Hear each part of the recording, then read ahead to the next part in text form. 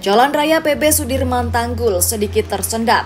Hal ini akibat puluhan pengemudi truk dari wilayah Jember memilih tidak bekerja.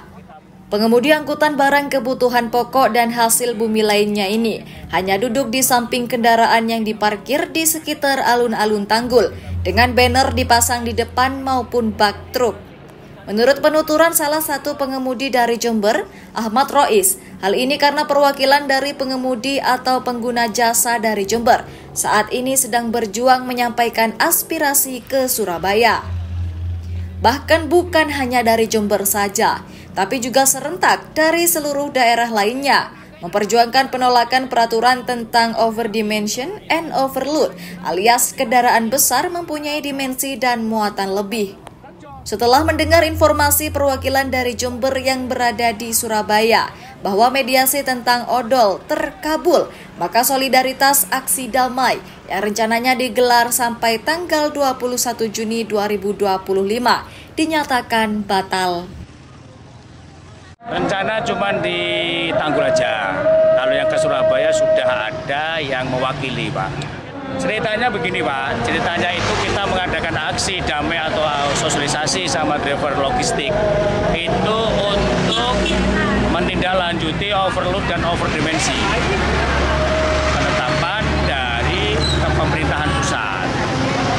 Jadi kita menolak, Pak, keputusan overdimensi dan overload tersebut.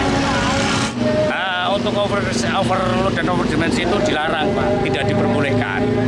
Kapasitas kan 4 ton, Pak, sesuai dari buku KIR JBB-nya. Nah, sesuai JBB. Biasanya kan kalau dari sini kebanyakan itu kan 7 ton, 8 ton, Pak. Ya 8 ton, 7 ton itu udah kapasitas overload, Pak. Kalau dari sini kan dari hasil bumi.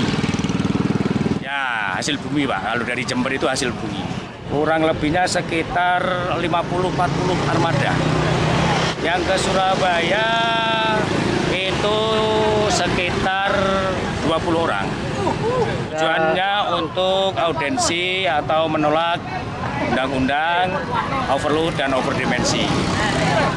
Dari wilayah Puger, Gumumas, Kencong, Semboro, Ambulu, Umbul Sari, Tanggul, harapan ke depan untuk kalau toh memang itu ditegakkan overload dan overdimensi, Pak, pemerintah juga bisa menyetabilkan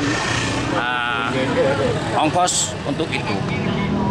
Kalau Jakarta yang maunya driver sih yang gede, Pak, muatan enteng tapi ongkosan yang normal.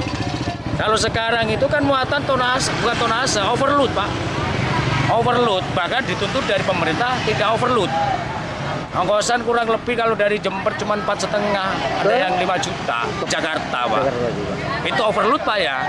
Nah, kalau ke overdimensi mau di ongkosin berapa, Pak? Ya nggak apa-apa, kalau driver itu maunya muatan enteng, cuman ongkosannya juga jangan enteng, Pak. Ya mau gimana, ya kita ikutin, Pak. Tapi ya itu tadi, bisa nggak kira-kira untuk menstabilkan harga sesuai yang ditetapkan dengan pemerintah.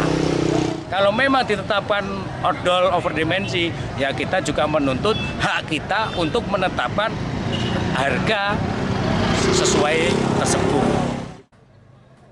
Dari Tanggul Sugito, Jember, 1 TV melaporkan.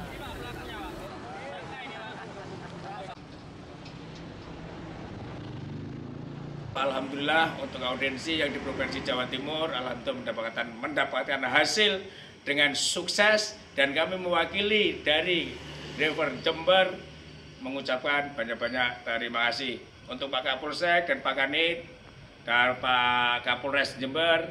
Jadi untuk aksi besok dibatalkan.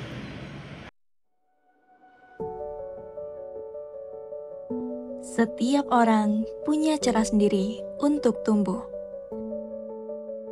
Dan setiap langkah kecil bisa membawa perubahan besar.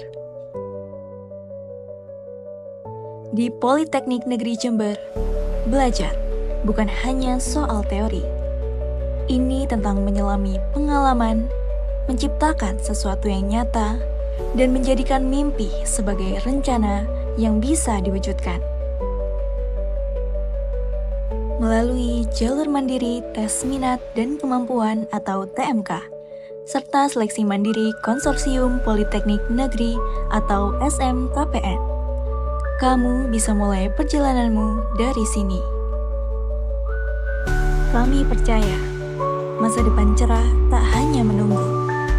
Ia dibangun langkah demi langkah.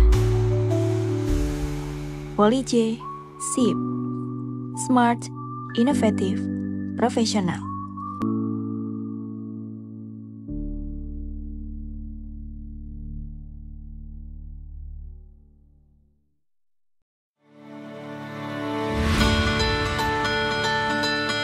Institut Teknologi dan Sains Mandala membuka pendaftaran mahasiswa baru. Pendaftaran gelombang pertama dimulai tanggal 17 Maret hingga 31 Mei 2025. Pendaftaran gelombang kedua mulai tanggal 1 Juni hingga 21 Agustus 2025.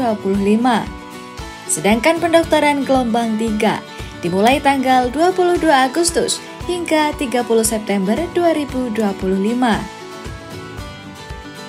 Fakultas Ekonomi dan Bisnis. Terdapat program studi S2 Magister Manajemen, S1 Manajemen, S1 Akuntansi, S1 Ekonomi Pembangunan, D3 Keuangan dan Perbankan. Fakultas Sains Teknologi dan Industri.